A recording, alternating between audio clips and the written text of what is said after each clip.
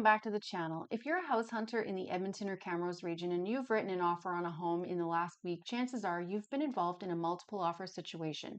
It's a topic I get asked about every day lately, and so I decided to do this video just explaining the process and to give you 5 tips on how to prepare a strong offer going into a multiple offer situation to improve your chances of winning. Question I get asked often lately in this market is how does it work when there's a multiple offer situation? In our region, multiple offers are basically a blind bidding process. The only information you have is how many offers you're competing against. The sellers have the control as far as when the offers are reviewed, and some choose to look at them and make a decision as the offers come in, while others choose to hold off to a specific date and time.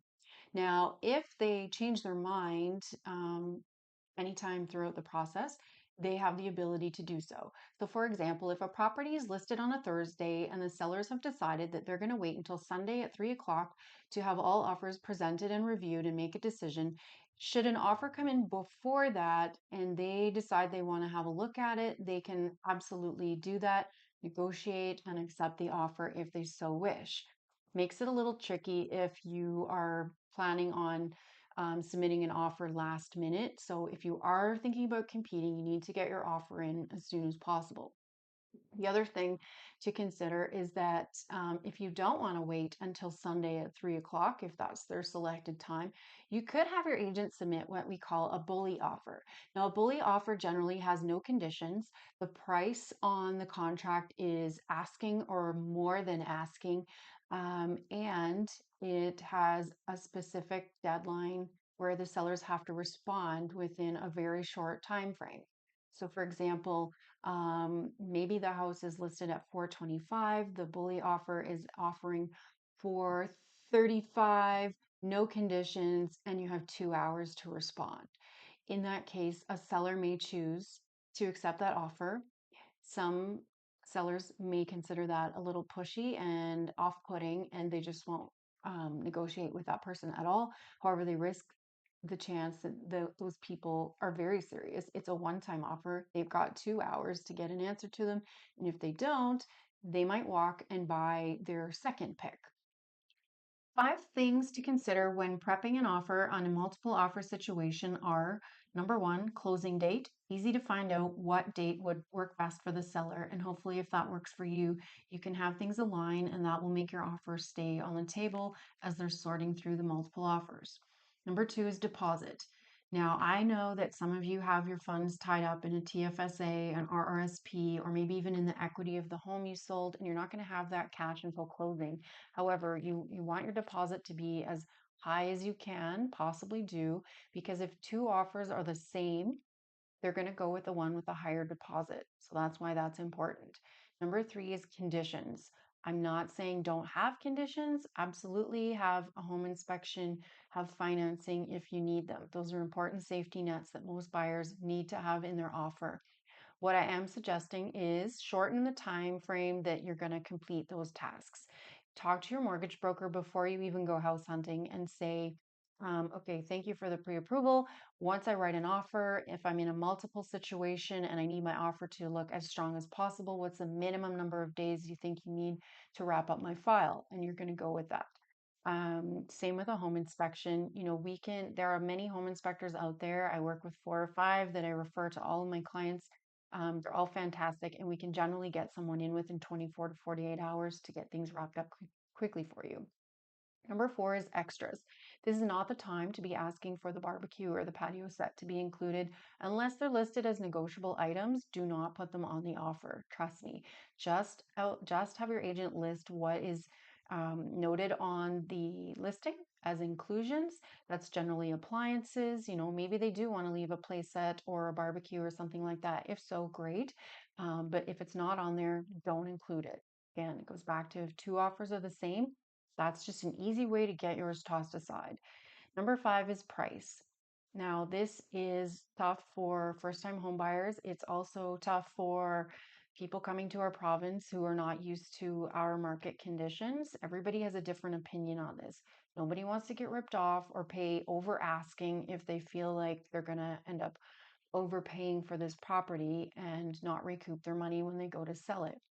What I'm going to tell you is you need to put your best foot forward and consider what the most you would be willing to pay for that property. It doesn't matter what the other offers are. You can write the offer as if it's you're the only one, but know that you're not going to have an opportunity to negotiate. So that's why it's important to, if you're thinking, well, I'd pay 435, but you know what, I'm going to offer 425 and see where they come back at. That's what you do when you're the only one writing an offer on a property. You do not do that in a multiple offer situation.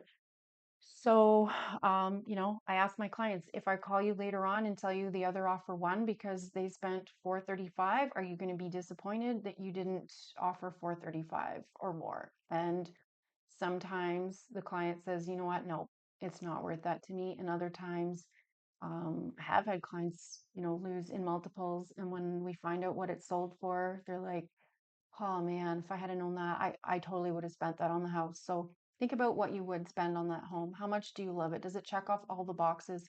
Is it in the perfect location? Factor all those things in. Have your agent run a market analysis on the property. Give you some stats for the neighborhood for the last week or two. We were going back 30 days, but that data's out of date already in this market. Things just keep going up because of these multiple offers. So you want to be as informed as you can and make sure that price is, where you're comfortable, where you're going to get your approval. Like we're not offering more than what you're approved for. That's just silly. And keep these other factors in mind as well. Closing date, deposit, conditions. Don't ask for extras. So I'm going to share with you two situations that I ran into on the weekend. Client A wrote an offer on a property. As we were writing, another offer came in. We kind of came up with a game plan, put our best foot forward. My clients won because they didn't have a house to sell. So back to what I was talking about with conditions. If you have a home to sell, you're going to be at a disadvantage as a buyer in this market. Client B wrote an offer. A second offer came in. So we were then in a multiple offer situation. He decided what he was going to offer, and we put the best offer in that he possibly could. And the seller decided that they wanted to wait another day before they reviewed the offers, which were supposed to be reviewed that night because they had another showing the next day and they just needed the time. I think they were just honestly hoping to get another offer on the table and have everyone revise and just push it up, up, up.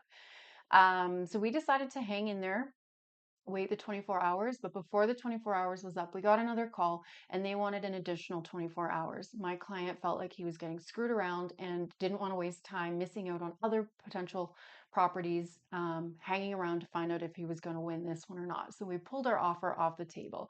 So that seller, if you're going to be taking that approach, a lot of buyers are going to see you as being greedy and they're not going to want to, waste their time hanging around because in this market, as happened to my client, he actually missed out on his second choice while we were waiting for these people to make a decision.